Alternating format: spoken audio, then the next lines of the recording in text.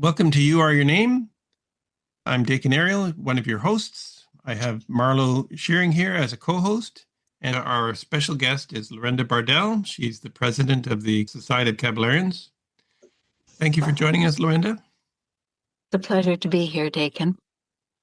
So the question is, relative to mental balance, why does physical well-being require mental balance? Well, first of all, when we think about physical well-being, what do we think?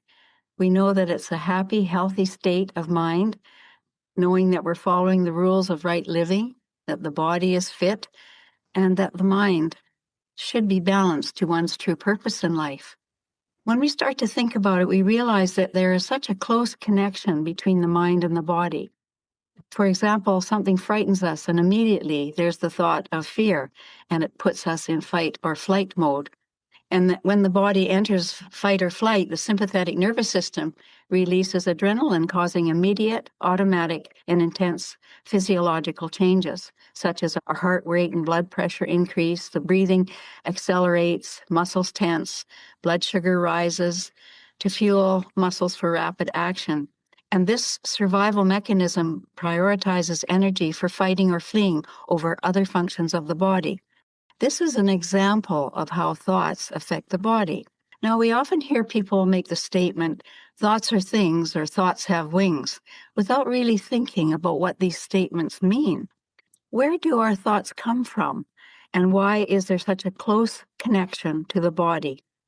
When we think of our thoughts are composed of language in order to form concepts of life. So, in the Kabalarian philosophy is taught the fact that the body is the instrument for the mind. A baby is born and takes its first breath, and the body lives because an intelligent force has been linked to the body through the breath of life. And the day, month, and year we are born determines our purpose in life, which we call the birthpath. Then what creates the mind and the thought patterns of every person? It is the name that is given. The name is a powerful thought. Names are given without the understanding of the ongoing thoughts that the name will create and how it will affect the body over time. The Kabalarian philosophy teaches that the key to a happy, successful, and healthy life is logical thinking. Without the understanding of thought, of which the mind is composed, most attempts to cure sickness deal only with effect and not the cause. One must know the cause to control the effect. And so we rely heavily on our health systems to figure out what is wrong and how to fix health problems, but really not knowing why the problem occurred in the first place. There are many reasons for poor health, but the most important thing to consider is heredity, determined by our family names and the first names we use consistently. Without the understanding of mind, most attempts to cure sickness deal only with the effect and not the cause. One must first understand cause to control the effect. So in the Kabalarian philosophy, there's a strong emphasis placed on the power of words, the power of names, and the need for a name that is in harmony with one's date of birth, a name that has stable, happy qualities, and then to have a basic principle of life to live by that is more than just blind faith, such as the logic of eating proper foods, eliminating bad habits such as drugs and smoking, the importance of daily deep breathing, and the need for peace and relaxation. These are just a few of the tools offered in the teachings of the Kabalarian philosophy. But the most important thing relative to health and why we can take a person's name, analyze that name, and see where the health weakness will show up. They may not show up when we're young, but they'll show up as we age. There was a point you made that might be a new thought for our listeners, that heredity is relative to the family name. Could you expand on that? We're born into that family, and that race has been established for years and years. And so that family name has that length of establishing qualities. As Lorenda said, that surname creates that foundation or that family quality. And so born into that family, that first name will allow or not allow those health weaknesses, but those health weaknesses have been established and could be a part of that individual's future.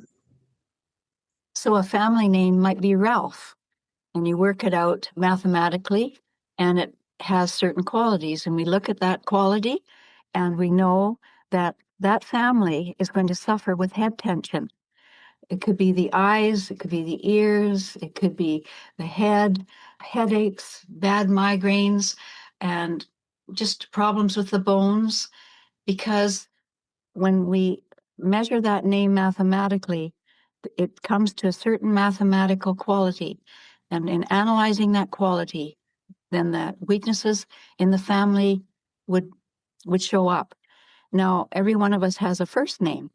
And so the first name would either contribute to that health weakness, or it could be something that's also connected with the first name. But all of that can be told to a person. And that's how important the power of our names are in affecting our physical health. What are the things that could offset that? Well, first of all, we say that it's so important that every person have what we call a balanced name. It doesn't mean that a person's unbalanced, but a balanced name is a name that is connected to the potential or the purpose of each person. And in that way, there is a freedom of expression where we know what our path in life is. We have a name that gives us the stability and happiness, confidence to be able to focus our life and to build a happy, constructive life, not experiencing the ups and downs of emotion. Some last names could bring losses to the family, and you think, I work so hard, but why do I suffer losses? Well, that can also be experienced because of the last name. So that goes to the concept of well-being.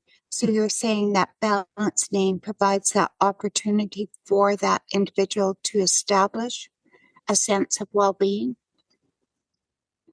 That's right. And well-being, of course, it covers more. It's like the logic of our mind to know that we have to eat properly. And in the Kabalarian philosophy, we teach breathing exercises. Breathing is another powerful energy, and when used, can really add to the health of the body. Happiness is another quality that's so important to good health. But these are all mental concepts that have to be arrived at. That's what's so wonderful about the Kabalarian philosophy, because it's not just something based on faith. It's something that you can take and apply and actually experience the changes and the happiness that results from a certain amount of self-discipline and application.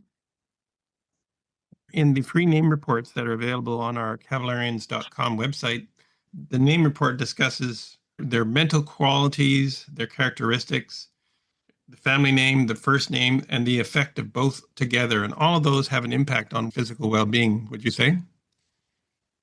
Definitely, yes, because the sum total of the two names creates one's destiny. And sometimes that destiny, the experiences we attract are so unsettling. We think, why can't I get my life settled? And yet there's this go, go, go in our life. And we think, why does this happen to me? Why do I suffer bitter experiences? And all of this has an impact on our physical health. And some destinies that people carry, it could be, as I mentioned, losses, or you put so much effort into something and then it just falls apart. All these things create tension in life, and mental tension is really the basis of all sickness and disease. One point about destiny, I was just looking up the definition, the events that will necessarily happen to a particular person or thing in the future.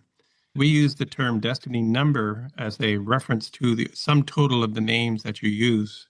So if you change your name, you actually change your destiny. It changes the experience that you will attract. It changes your thinking pattern. It changes your ability to create success, your relationships. When you mentioned about the meaning of destiny, it's about the experiences that we have over time and over life. And that can be measured in your name report or with a consultation with somebody in the office to understand what's ahead for each person, what their future will be like if they continue with a particular mathematical quality that maybe creates unhappiness and dissension in their life. And that consulting is part of the free name report. So anyone who gets a free name report can call the office and discuss it and get more insight into it. We always talk about balanced names. And people think that unbalanced is related to their thinking, but it's really a reference to mathematics. So the name is mathematically unbalanced. Doesn't mean that you're mentally unbalanced. It means that you're mathematically unbalanced. So it'll have weaknesses that are very distinct and predictable. Yes, and the fact that it's that name that a person has is unbalanced because it is not balanced to the date of birth. And the date of birth reveals our natural aptitudes, where we should head in life in this finite plane we live in, and where we would find our greatest happiness. We could think of a 5 birth path and give them a 134 name, and that name then lacks the expression and it lacks the ability to have perception in their thinking. And so that 5 quality, that birth path potential, is to find new truths. But that 134 traps that mind into step-by-step thinking, and without that bigness or that broadness, lacking expression. And so then it's a frustration. There is no opportunity for the expression of that birth path.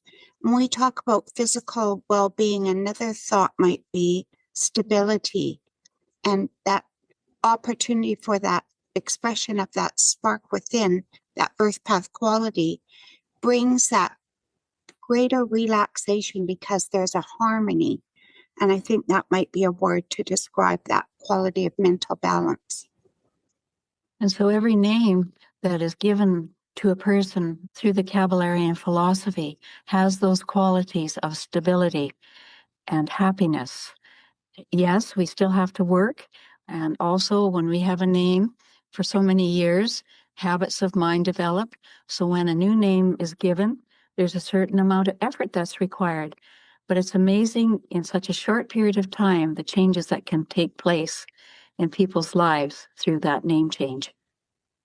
You mentioned earlier about cause and effect. Medical science is just brilliant at looking at the effect and treating the effect. But what do you mean by looking at the cause? A person may have a heart condition, and we think, well, where does that come from? Well, there's many reasons, but many times when you analyze a person's name, it's a certain quality that's very sensitive, and the challenges will be relative to their inability to express themselves, a more of a repressed quality, and the weakness of that quality, and it's what we call the 7, is relative to the heart, lungs, and bronchial areas of the body. And even as youngsters, they can suffer with hay fever and asthma and being sensitive to pollens and just oversensitivity, because the name has too much sensitivity and not enough stability, such as the name Marion, Marion, or Carolyn, Carolyn, many names. And there's so much repression, inability to express, and that creates mental tension, and those thoughts affect the physical body. So we're not suggesting that people ignore medical science, but if they looked at the actual cause by balancing their name, they could get healthier and have more harmony in their physical well-being quicker. Yes, they could. The Kabalarian philosophy isn't just about your name. We have to make changes in our life, such as I mentioned before, the necessity of eating proper foods and learning how to deep breathe, to build the lung function and to build the energy in the body. There's many things, but at the basis is that balanced name. But there's effort that's required. We don't live for, say, 15, 20 years and think that we're just going to change our name and bingo, we're going to lose the health weakness. It does require a certain amount of effort as well as changing our thinking, which is the most important, but then applying basic laws of right living. One of the courses that we teach you is healthy living, and the core concepts shared in that course are right eating, right breathing, and right thinking. Really understanding the principles of those is actually essential for creating that physical well-being. So I appreciate all your thoughts. So that concludes our episode for today. We hope to see you next week. Until then, happy thoughts. Whenever you're ready, here are 3 ways we can help you. Number 1, the Balanced Name Recommendation Service. Join the thousands of others who have harmonized their names with their inner potential to improve their health, happiness, and success. Number 2, learn the principles of mental freedom. Participate in our online training program to gain the essential tools to create all the progressive changes you seek in your life. These proven truths will open up new perspectives and accelerate your attainment of health, happiness, and success. Number 3, let Kalex Solutions help you choose a balanced name for your business, because many business names are an impediment to one's overall business success.